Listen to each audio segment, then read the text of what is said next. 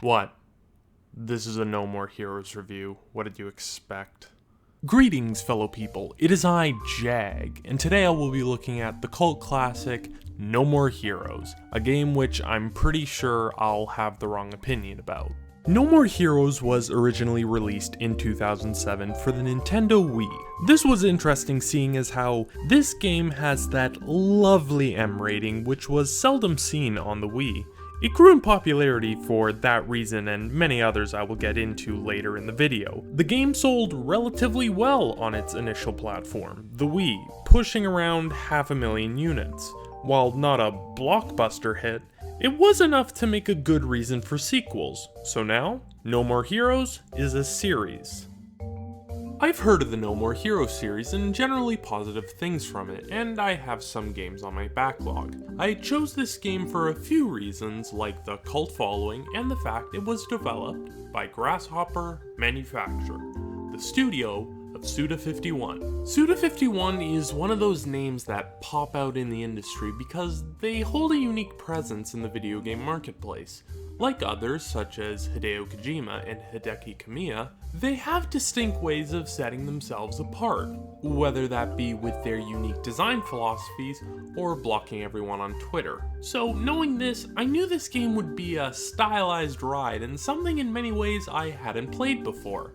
So I went into this game with a high amount of intrigue and excitement to see how this quirky game would play out. The game starts strong with an opening that gives some exposition in a fun and energy-fueled way. The player controls Travis Touchdown, who recently became the rank 11 assassin of the UAA, the United Assassins Association. He starts his journey of rising the ranks through the influence of this Frenchwoman named Sylvia Christel. As the player, all you know is that the aim of the game is to defeat the other assassins and rise to the top of the UAA ranks. It's a straightforward plot that does well for contextualizing what you're doing and why you want to do it. Sort of. I'll get to that later. The central part of this game is the assassination missions, in which Travis takes his beam katana to slash through anything that gets in his way to defeat the other ranked assassins. Usually you fight through a couple areas worth of lackeys before facing one of the bosses. Perhaps there will be a fun gimmick or two for each level to make it distinctive, but these missions are mostly going forward and killing all the enemies to get to the boss. The actual level design in theory leaves something to be desired. Most areas are very flat looking in terms of the landscape and the actual visual designs. However, the boss rooms often display the level designs better. A good example of this is when you fight the 8th in rank, Shinobu. This dilapidated building in the school section feels unique to me in aesthetics, and the hallways and posts/pillars make it more memorable than just an entirely flat and open arena. Now, not saying that the actual game is boring because of the level designs, far from it. Slashing through hordes of enemies naturally activates all the good feelings in your brain when your enemies explode into 1,000 coins and drops of blood. The crunchiness of the audio and visuals make it all worth it in many ways. The combat system in this game is reasonably simple. The basics of combat are that you can go high or low. If an enemy is guarding high, you can strike low, and vice versa. The other thing you can do is if, for example, an enemy is defending low, you can knock them with a staggering strike to break their guard and hopefully stun them. A stunned enemy is signified by stars briefly appearing over their heads. If you press the right button, you can grab them and initiate a wrestling move on them. Yeah. Throughout the story, you find these luchador masks at the end of levels, where they'll have a note from a mysterious mentor in each of them. Travis apparently used to practice the ways of WWE in some former time, and receiving these notes triggered some long-forgotten wrestling move. Following the arrow commands carries out these moves.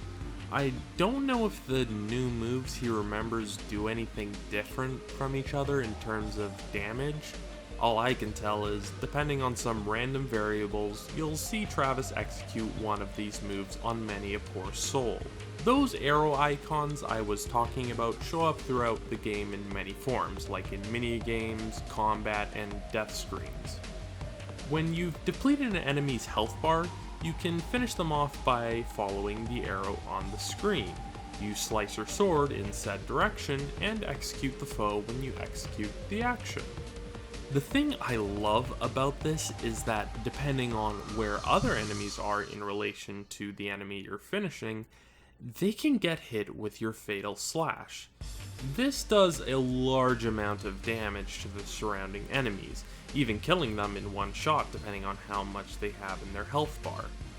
Let me tell ya, when you take down a group of enemies with a single finishing strike, there's nothing more enjoyable in this game.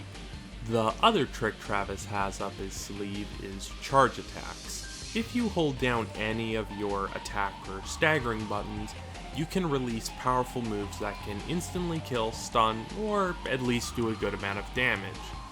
When you don't finish an enemy immediately after one of those charge strikes, they often fall to the ground where you can strike them to finish them off.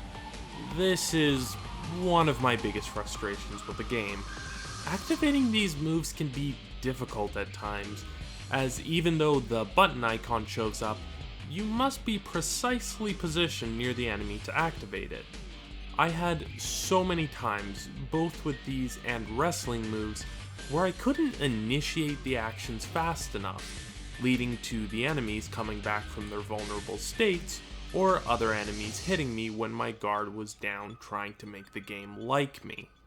I feel like this could have been fixed by, when the icon appears, no matter where you press it, as long as the icon is on the screen, it will execute your action. As just mentioned, the enemies in this game do put up a fight, though it's often not a very good one. Pressing the guard/lock-on button can quickly deal with most attacks. If you hold that button and nothing else, most enemy attacks will only drain your sword's energy meter. The energy meter drains with every action related to your beam katana, and the only way to recharge it is with this lovely animation that leaves you vulnerable. Of course, your guard can be broken when you attempt to attack an enemy, leaving you unprotected temporarily for an enemy to hit you since your sword is preoccupied with trying to slice someone in twain. The other way your guard shatters is when the enemy glows before an attack. This is similar to how Travis can charge up his attacks to bypass an enemy's guard. When you get hit with these attacks, they have a chance of knocking Travis down to the ground, from where you have to mash buttons to get him back up and running. There are also other ways of avoiding attacks, like dodge rolling and a counter of sorts. When dodge rolling, there's a chance to swiftly move to the side of the enemy and slice and dice away in slow motion for a few seconds. I don't know how to activate this consistently. At first I thought it was flicking the right stick at a certain time, and then I thought it was actually the left stick, and then at the end of the game I thought it was the right stick again. Countering happens when you and an enemy attack each other at the same time. This creates a clash where you must follow the on-screen prompt to quickly gain an advantage against the enemy. If you win, you do a substantial amount of damage to the enemy. Naturally, if you lose, the enemy also strikes you down with an equally large force. The magical phenomenon of invincibility frames/animations can also deal with enemy offense. Whenever you activate any kind of animation, whether finishing your foes off or pulling off a wrestling move, you are invulnerable for that time. The game is very generous with how long these animations are and how quickly you can put your guard back up. This game is also equally generous with the on-screen commands in combat for executions. If the arrow points downward, you don't have to be dead on to get it to activate. You could go in any direction besides downward first and still complete the action when you decide to slash downwards. This is likely a reality because the original Wii release used motion controls in many of these actions. Requiring motion controls in an action game is a dangerous move, so making the window for errors to be quite large is much more appreciated than failing multiple times because your flick of the wrist wasn't good enough to activate the animation. Yes, in case you couldn't already tell by the footage, I am recording from the 2021 PC edition. Originally, I planned to play on original hardware because the Wii is quirky, and this game was quirky and designed for the Wii's quirkiness, like the controller. However, as soon as I started recording footage, it was apparent that 480p wasn't cutting it for me. So I decided to try using Dolphin to do a simple resolution boost while still being able to maintain the controller. I, however, couldn't get the game to run well on Dolphin. Maybe it was a bad rip of the game ISO, but it just won't perform well. While I was trying to figure out why Dolphin wasn't running squeaky clean, I remembered the PC port existed and decided to settle for that.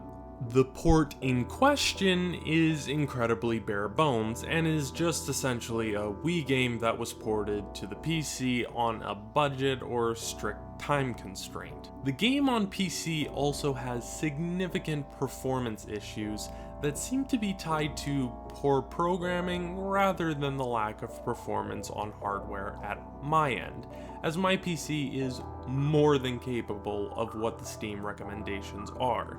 In the end, no matter what version you pick, it won't be a buttery smooth frame rate. But I still found the PC port at 1440p 60fps to be better than any other version.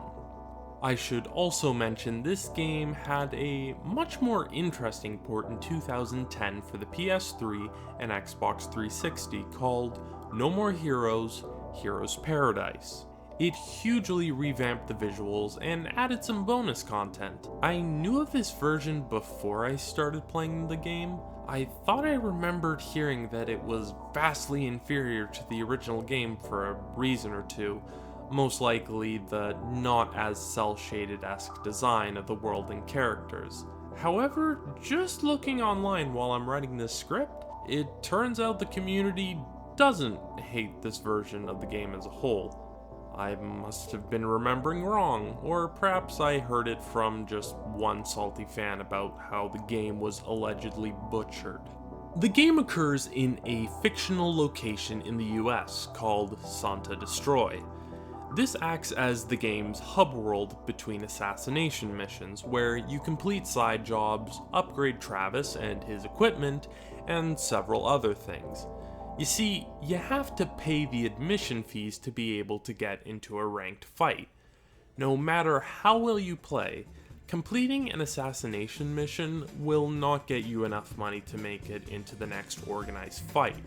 So, how will you make enough dough to slice and dice the opposition into tomato sauce? Well, you get the cheese by doing various odd jobs like mowing lawns, filling up cars with gas, and committing mass murder. You can go to this place with this guy who continues to call you a third-rater and gives you these more legally less suspicious jobs. If you do well at them, he'll use his connections to open up side assassination and free fight missions. Free fight missions are scattered throughout the map and can be initiated at any time. These missions require you to kill all the opponents without taking a single hit, which can be fine, but I'll get to that later. Side assassination missions can range in what is required. Sometimes it's simply to kill as many enemies as possible, or kill one specific enemy protected by other enemies. Other times they have more unique specifications, like being able to only kill with wrestling moves, or play this baseball minigame. These missions can be fun and are usually the best way to make money. However, this is also where my biggest frustrations with the game occurred. All these missions are timed, sometimes leading to engagement stress when approaching these tasks. Issues arise, however, when it comes to crowd control and gunners. I'll start with crowd control. This game's camera and locking on system aren't the greatest. The lack of a second analog stick made camera controls difficult because this was a Wii game made primarily for the Wiimote and Nunchuck. While my version supports a standard control pad second analog stick, I still had many times throughout the adventure where the camera was a hurdle in me playing well and enjoying the game. The other issue is that when you guard, it's the same button as the lock on, so it will automatically lock on to a target and have your character strafe and move in relation to that foe that's locked on. Unfortunately, as far as I'm aware, you can't switch your lock on manually. You have to use your camera and positioning so that the game hopefully locks on to the enemy you want. It can be frustrating when you're on a time limit or a strict stipulation with a large group of enemies, as the camera and lock-on can feel like they're fighting you in what you want to do. This isn't such an issue when there aren't a lot of enemies or you can manage them before they all gang up on you. The other frustrating reality in this game is gun enemies. These are the most egregious, especially on missions where you can't get hit once. Enemies in this game have a very predictable AI. As soon as you walk into the radius of an enemy, they will start attacking you. With melee enemies, this isn't so bad since they will always charge at you head on, making it easier to manipulate the AI. This doesn't apply to projectile-focused enemies, as they shoot at a distance. If you get too close to them, one of their options is to run away from you. Let's say you're on a strict time limit or can't take any damage. Having the other enemy run to the opposite side of the arena or run into the range of another enemy makes it very difficult to deal with these missions where mistakes aren't permitted. It's still possible to manipulate that enemy AI, it just takes so much more time and trial and error that no matter how I approached some of these missions, they just felt so incredibly draining. All these issues are perfectly tolerable on regular assassination missions since you can more easily brute force your way through a tricky situation if you ever find yourself stuck in a pickle. They just become issues as soon as the game requires much more tight gameplay, when I feel the game isn't designed to be as tight as those missions would like. There are other activities you can participate in while traveling Santa Destroy. There's a place to train where button spamming your controller leads to increase in vitality, strength, and upgrading your beam sword katana combos. You can also go to this weapons lab to get new and stronger beam katanas and add upgrades to the katana to make it stronger and more power efficient. The other way you can upgrade yourself less tangibly is to be fly as heck. I didn't spend much time in this shop since I don't care much about cosmetics in games unless it's integral to the game or I really hate how the character looks. Beefhead Video was the other shop I didn't spend much time in. It sells you movies which unlock wrestling moves. I may have missed out on what wrestling moves do, but since I feel the game didn't explain them to me explicitly, I didn't see the difference in wrestling moves, so I decided to save my money and spend it elsewhere. The final place of note in Santa Destroy is this bar. Scattered throughout the entire map are these orange balls that, if you collect at least 7, you can go to the bar and trade them with this gentleman to teach you various skills. He teaches you with very interesting methods.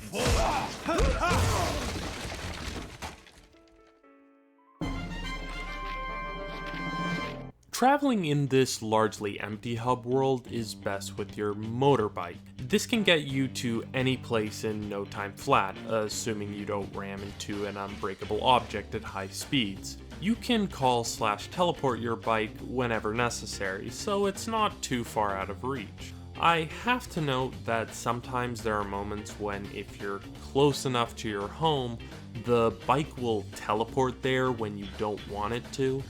When you complete a side job, you'll teleport to K Entertainment, the place to get assassination jobs. Your motorbike, however, doesn't teleport with you, which can be annoying since I almost always wanted to do the new free play mission first on the map, leading me to have to call the bike over.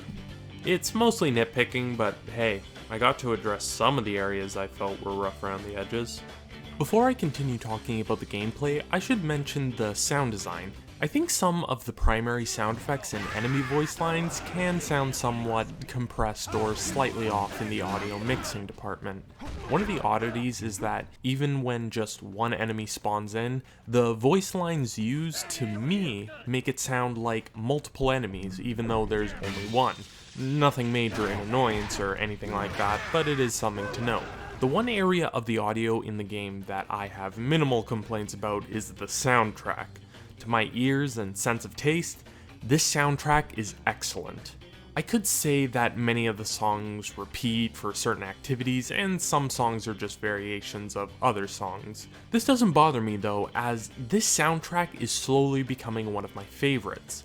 No More Heroes is by far my favorite track. For most of my video game reviews, I try to have the game's soundtrack for 90% of the video, as I believe having the same music from the game being discussed is vital for setting the mood of my opinions of the game, as the OST does this naturally when actually playing the game.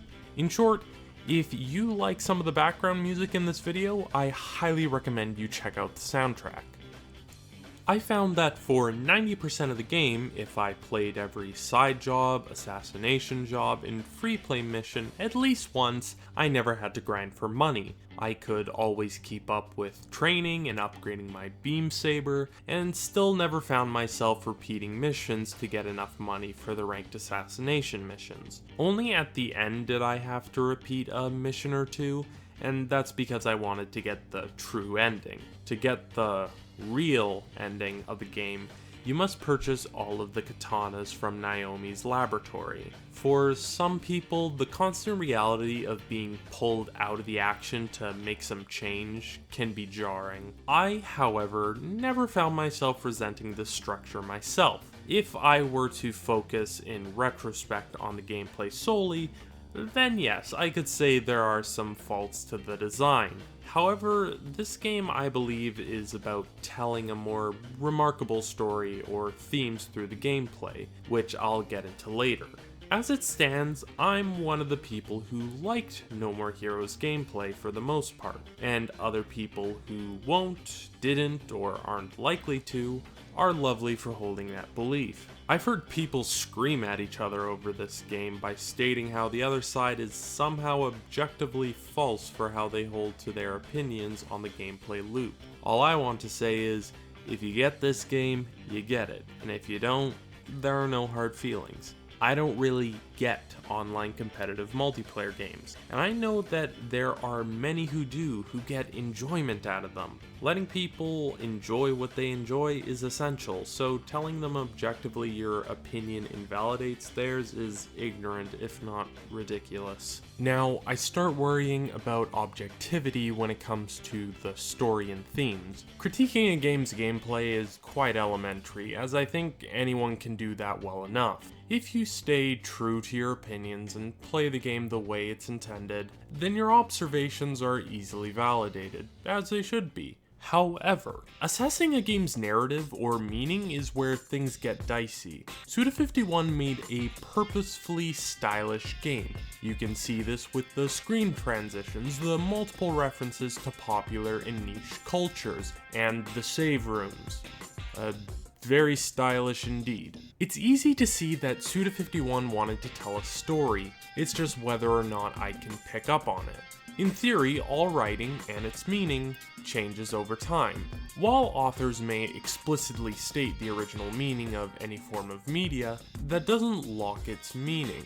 Give Shakespeare to a university professor that studies the literature of that time. They could likely come up with a statement of what Shakespeare meant when he wrote any of his works. However, suppose you give it to a person who reads from the standpoint of literature written in the 21st century. In that case, it's still possible they could glean something meaningful out of it, even if Shakespeare never intended an audience of 400 plus years in the future. That's a very long-winded example, but I'm hoping setting this in context helps my point in the long run.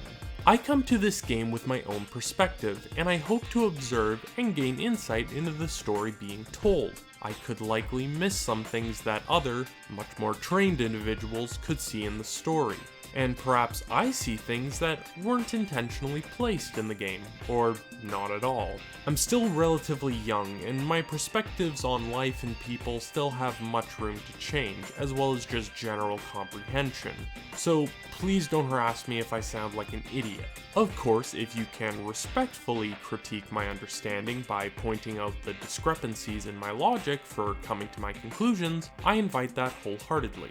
So, let's look at the main character, Travis.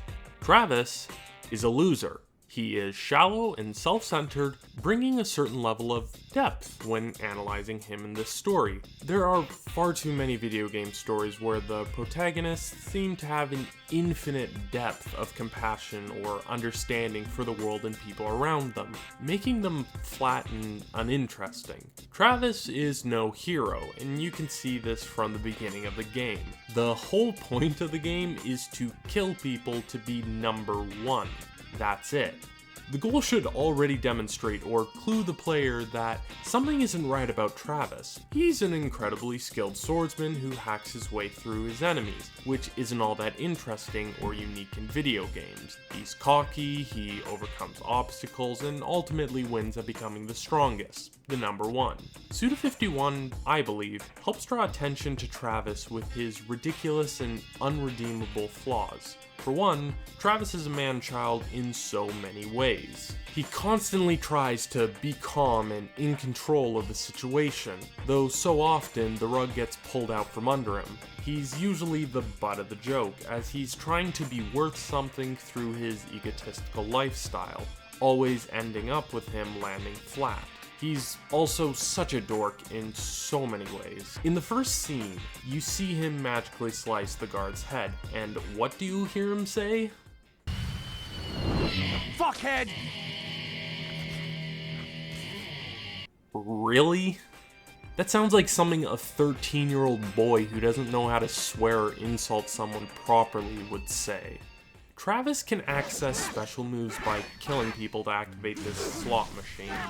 If the slot machine makes a match of 3, he will say the name of his special abilities with weirdly odd and uncool things before activating them. Even looking at Travis and his variety of animations, he often looks strange or off, like how he waddles around while other action video game characters usually take longer strides and lean more into their running/walking. So the story and gameplay both give the players clues that Travis is a bit of a bumbling fellow, and his other character flaws don't make his incompetence cute or endearing. Being a dork and unimpressive sometimes is just an unfortunate reality people have to deal with. Not that I'm talking from experience here.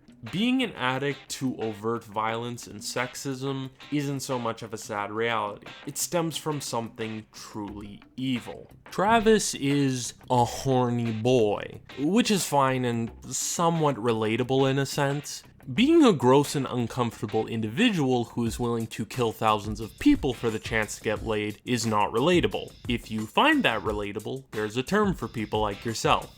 A rapist. It's straightforward to see throughout the game that Travis has a peculiar and incredibly unhealthy relationship with the way he sees women. There are so many pointers to this, like his actions and manners towards Sylvia. He also only seems to spare women assassins so long as they don't inconvenience him. You can tell he has a significant porn addiction, demonstrated by the Beefhead video employee having to call his home every week to return multiple porn videos. Videos he's likely not returning anytime soon.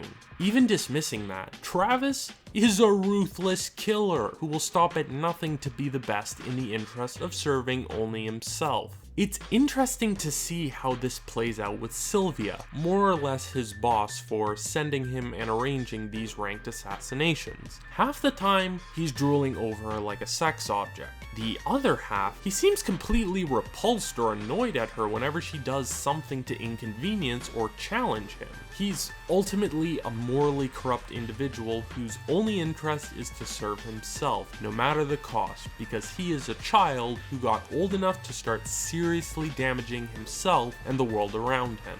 Throughout the story, Travis and the player start to see the horrific reality of what Travis is doing. With the first ranked fight, he looks at the mansion that the number 10 resides in and describes it as paradise. Then later, he begins to question the thought of why he has to kill to ascend the ranks. By the end of the game, he's utterly tired of what he has to do, yet keeps on fighting for reasons that not even he understands. Throughout this time, you get more and more hints that something isn't right with the UAA and Sylvia. It's obvious Sylvia is manipulating Travis, and while at first it could just be seen as asserting dominance over Travis as the fool, later it's revealed to be much more sinister. We learn in the endgame that Sylvia is a con artist who used Travis for financial gain and made up the fiction of the UAA and the ranked matches. From a certain perspective, this makes the story completely nonsensical, as there seems to be no logical way to describe why there would be multiple assassins who were either in on the con and willing to die, or they were also duped by Sylvia for alternative reasons. Perhaps there's a loophole or two that someone could somehow make this scenario work, but I think it would still stretch the imagination farther than it should. Another example of this is when you meet the final boss of the game, who turns out to be Travis's father, who turns out to not actually be his father, cause Suda51 probably just wanted a Star Wars reference. The ranked 1 assassin of an organization that may or may not exist is his stepsister, Jean. Jean was the one who killed Travis's parents, which led to Travis going on the life mission to become an assassin and assassinate his parents' killer. Apparently, while at the bar, probably drunk, Travis was rambling about his past while Sylvia was listening in. Sylvia, as a grade A con artist, used what little she knew of Travis to create a scenario where she could scam him. This presents other issues like how Travis forgot about his true reason for becoming an assassin and how, in the end, Sylvia or some other force was able to arrange it so that he could meet his parents' killer, who then jogs his memory. Again, perhaps there is a way to tie this all together, but I can't see a way to tie things together neatly, and I don't think that's the point. If we take these events solely as something to demonstrate or exercise the themes or characters in this story, then this story can still work. Travis was blinded by his childish and selfish bloodlust to be number 1, to sleep with some hot chick, and to be ultimately powerful. Sylvia used Travis's ego to trick him, leaving him only with his actions. He killed multiple people, some with a frown and some with a grin. Nothing about what Travis did was redeemable, and slowly throughout the game, he realizes that. Every character in this game has little bits of humanity that you can see, though it's all covered up by each of them being addicts to violence.